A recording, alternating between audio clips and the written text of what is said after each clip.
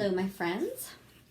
Today I am going to start reading Because of Winn-Dixie by Kate D. Camilla. It's one of my favorite books, and I hope you like it. I'm going to read chapters 1 and 2, and then we're going to talk about what characters are saying, and then what characters do, so their actions. So say is their words, and what they do is their actions. So we're going to talk a little bit about the difference with that. And then you're going to go into your book and you're going to do the same thing. Okay, so here we go. I'm going to read chapters 1 and 2 today. And, all right, ready? Here we go. Chapter 1. My name is India Opal Baloney. And last summer, my daddy, the preacher, sent me to the store for a box of macaroni and cheese, some white rice, and 2 tomatoes, and I came back with a dog. This is what happened. I walked into the produce section of the Winn-Dixie grocery store to pick out my 2 tomatoes, and I almost bumped right into the store manager. He was standing there all red-faced, screaming and waving his arms all around. "Who let a dog in here?" he kept shouting. "Who let a dirty dog in here?" At first, I didn't see a dog. There were just a lot of vegetables rolling around on the floor, tomatoes and onions and green peppers. And there was what seemed like a whole army of Winn-Dixie employees running around waving the arms just the same way as the store manager was. When the dog came running around the corner, he was a big dog and ugly, and he looked like he was having a really good time. His tongue was hanging out, and he was wagging his tail. He skidded to a stop and smiled right at me. I had never before in my life seen a dog smile, but that's what he did.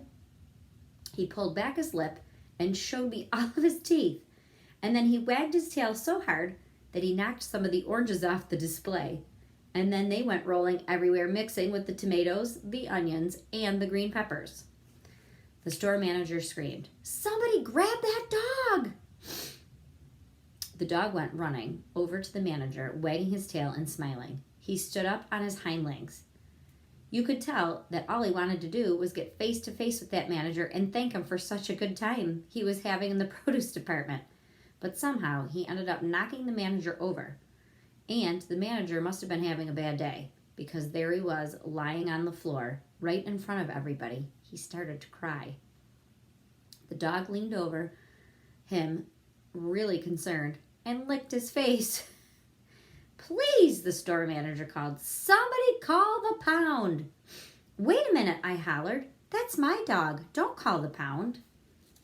All the Winn-Dixies turned around and looked at me, and I knew I had done something big. And maybe something stupid, too.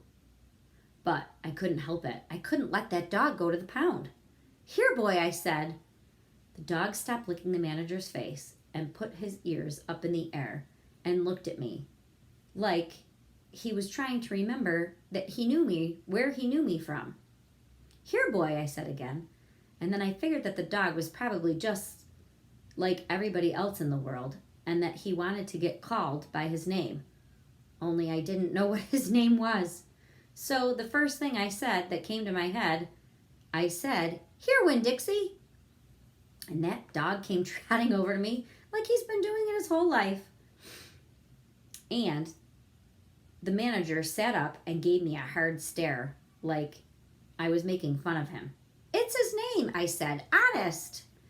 The manager said, "Don't you know not to bring a dog in a grocery store?" "Yes, sir," I said. "He got in by mistake. I'm sorry. It won't happen again." "Come on, Winn-Dixie," I said to the dog.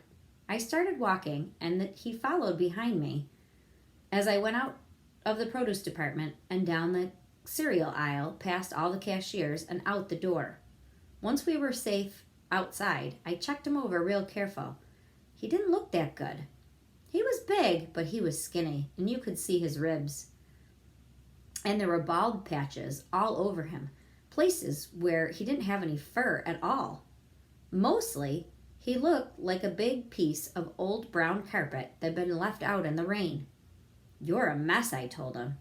I bet you don't belong to anybody. He smiled at me. He did that thing again where he pulled back his lips and he showed me his teeth. He smiled so big that it made him sneeze. It was like he was saying, I know I'm a mess. Isn't it funny?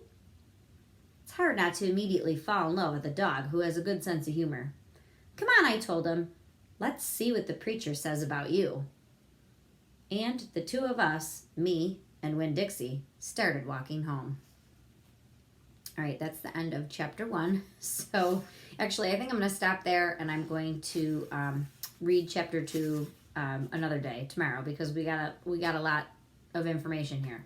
Okay, so first things first is our main character is India Opal. She's this little girl and she lives with this preacher who is her dad, you'll come to find out. And she's in the Winn-Dixie shopping and she comes across this dog who's making a lot of chaos in the Winn-Dixie grocery shopping store. So it's super funny.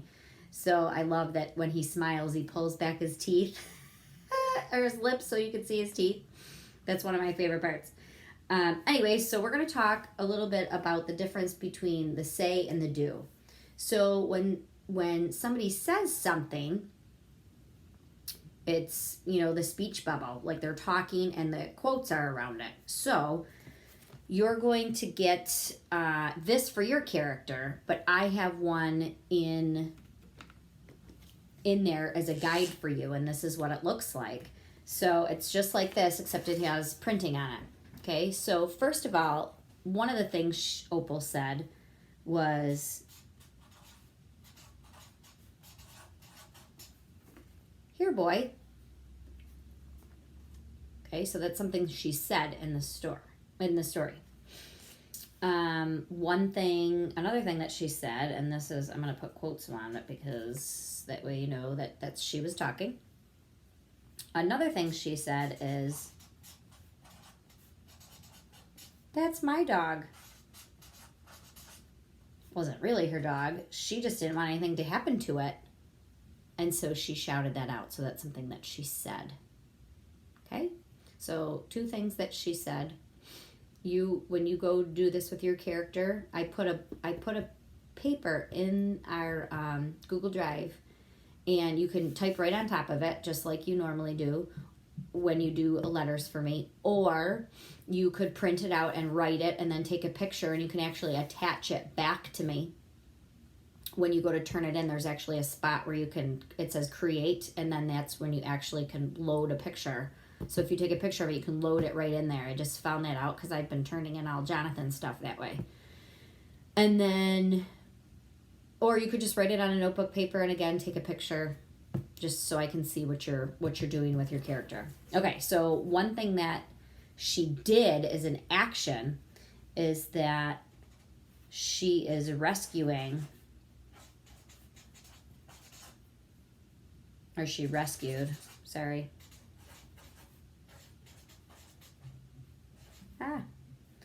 Winn-Dixie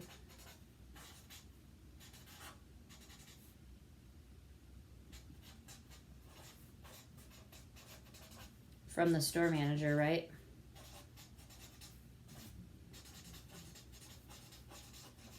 Okay, so that's something that she did. She rescued him from the store manager, and she rescued him from going to the pound because he was going to call the pound because he didn't know whose dog it was. It was in the store. It was running around. It was all over the place. See my mistakes. You're used to that, though. All right, and then another thing she did is she took Winn-Dixie home.